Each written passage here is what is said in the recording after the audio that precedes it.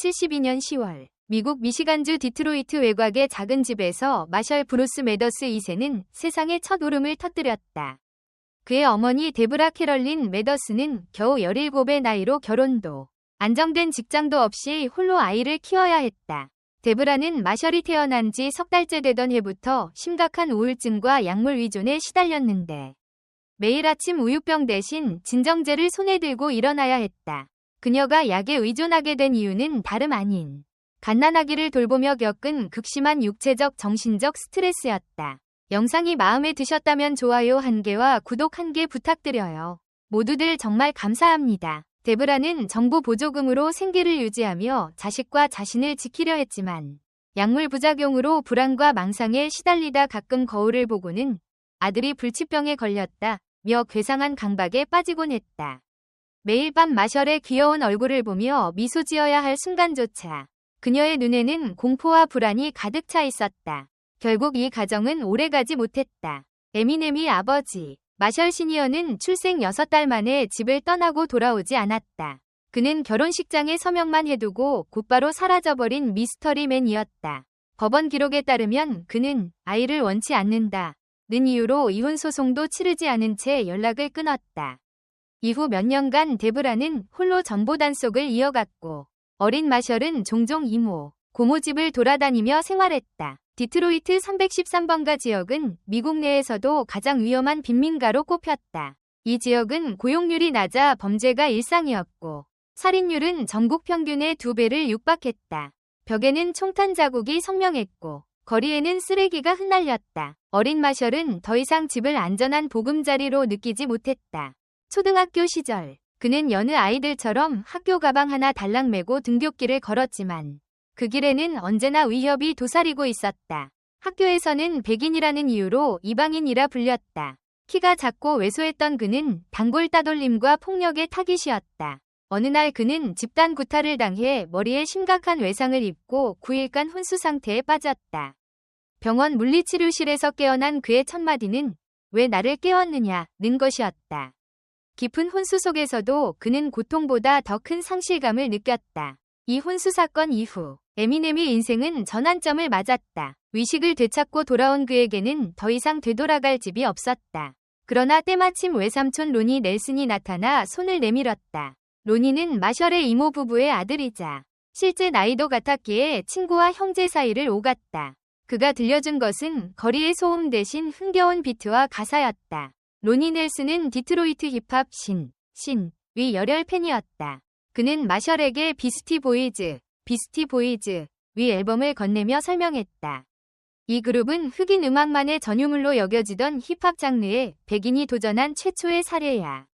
당시 힙합은 흑인들이 겪은 차별과 억압, 슬픔을 비트와 랩으로 표출하는 장르였다. 로니는 네가 할 수 있는 건 바로 이 목소리를 통해 내 상처를 노래하는 거야 라고 말했다. 마셜은 그 순간 자신의 모습을 스피커 너머에서 보았다. 고등학교 2학년이던 마셜은 결국 학교를 자퇴하고 래퍼의 꿈을 품었다. 첫 무대는 지역 클럽이었다. 그는 익숙지 않은 흑인 관객 앞에서 떨리는 목소리로 랩을 시작하다 금기어를 실수로 내뱉어 무대에서 쫓겨났다. 그러나 그 실패는 오히려 관객의 이목을 끌었다. 백인이 감히 우리 언어를 쓰다니.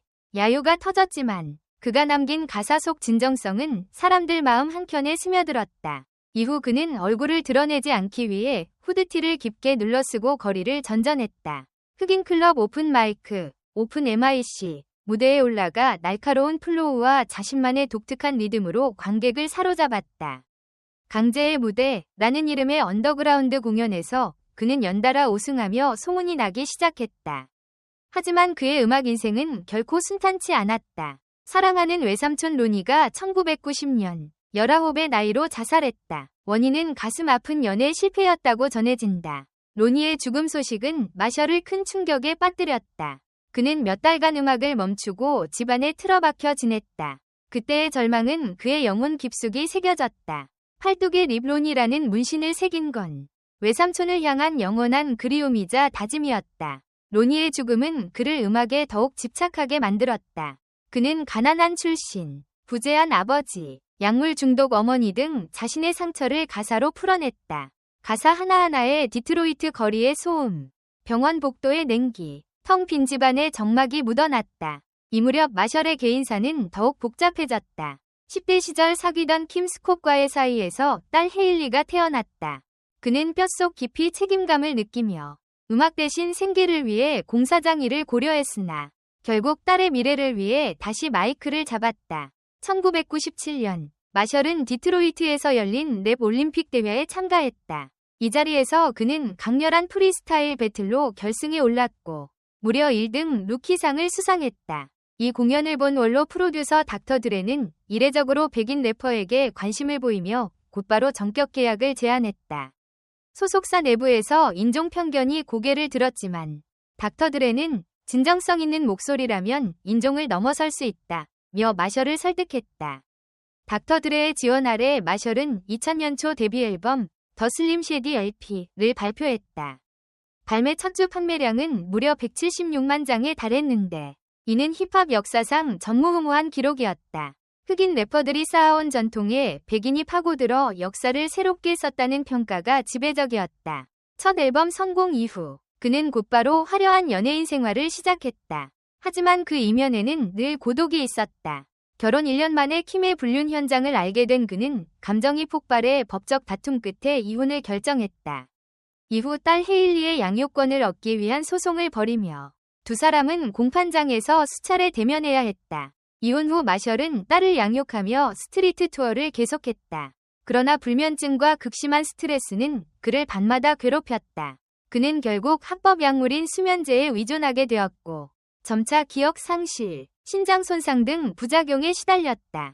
어느 날 병원에서 의사로부터 2시간만 늦게 왔어도 사망했을 것 이란 말을 듣고 그는 진정한 회복을 결심했다. 이후 마셜은 달리기에 몰두했다. 매일 20km가 넘는 달리기를 통해 정신을 다잡았고 2010년 발표한 리커버리 앨범은 8주 연속 빌보드 차트 1위를 기록하며 그를 부활한 전설로 복권시켰다. 라이브 쇼는 단순한 공연을 넘어 연극이었다. 한 시상식 리포터 사고는 모두 사전 기획된 연출이었음이 뒤늦게 밝혀져 그의 영화 같은 쇼맨십이 다시 주목받았다. 2012년 한국에서 열린 콘서트 무대에서 마셜은 감당하기 힘들 정도의 떼창에 감동해 머리 위로 5번이나 하트를 그렸다. 미국 팬들은 에미넴이 웃다니 절대 하트가 아니라 경고 제스처 라며 충격에 빠졌고 이 영상은 유튜브에서 수백만 뷰를 기록했다. 세계적 부를 누리면서도 마셜은 집 한 채와 몇 벌의 중고 옷만 고집하는 절약파로 유명하다. 내가 보는 모든 돈이 마지막일 수도 있다. 는 그는 디트로이트 지역사회 교육 복지 교통 기부를 매년 이어가며 고향에 보답하고 있다. 디트로이트에 남아 이곳이 내 뿌리라 말하는 그의 모습은 전설이자 한 인간의 진심을 드러낸다. 마셜 매더스, 에미넴의 이야기는 끝나지 않았다. 가난과 차별을 넘어선 그의 목소리는 오늘도 수많은 이들의 상처에 공감의 울림을 전한다. 한국인이 이해하기 어려운 문화적 장벽과 충격적 비밀, 바로 그 모든 요소가 에미넴을 영원히 기억할 전설로 만들었다.